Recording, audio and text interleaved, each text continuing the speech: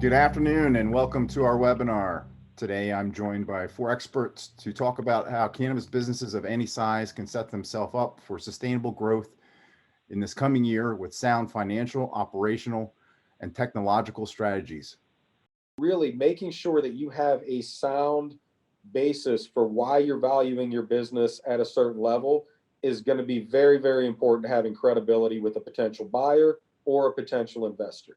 The real challenges that most companies face is the handoff. Handing it off from one person to another, handing off where my responsibilities begin and end, what people are doing what things, but also creating and making sure that those handoffs between your SOPs are in line with your regulations. So a lot of companies will do a good job of kicking this off, right? They go in, they're getting their license, they've created SOPs, they put all those SOPs in front of the regulatory body, they've gotten those approvals, they've kind of looked at their tech stack and said, yep, it's all working, but then it's viewed as finished.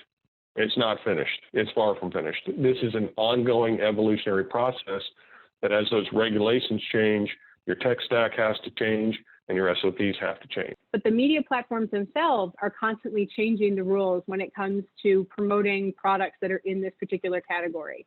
And so not only do you need to be paying attention to the compliance from an operational perspective, but certainly when it comes to marketing, you need to be working with people that understand what's happening on a state-by-state basis, what platform by platform basis, what you're allowed to say, what you're not allowed to say.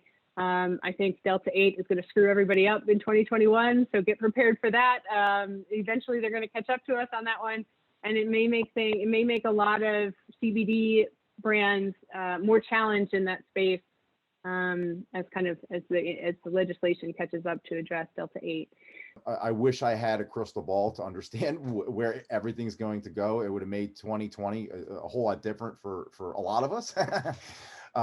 So without that crystal ball, I can't definitively say which area or direction these are both going to go. Our hopes and the chattering that I'm starting to hear across the board is that, federal legalization is something that is on the horizon. When and how quickly it comes at us is anybody's guess. We had some amazing things transpire over the course of last year, and this from a regulatory perspective. The MORE Act, introduced last fall, was one of the most comprehensive and sweeping acts ever introduced to Congress around this subject.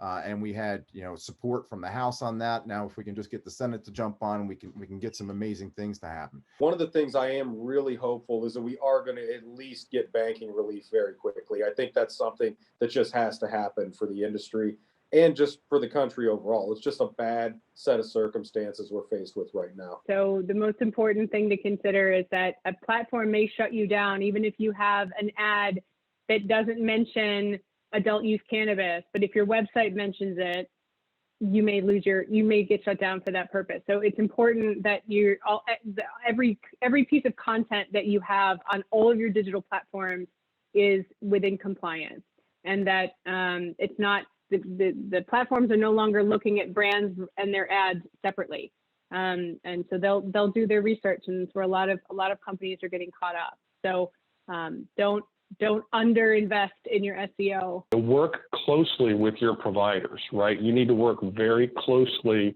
with the people who are giving you solutions to make sure they match and they work together harmoniously. I want to thank all of our panelists. I want to thank Scott, Chris, Sarah for some amazing information and conversation today.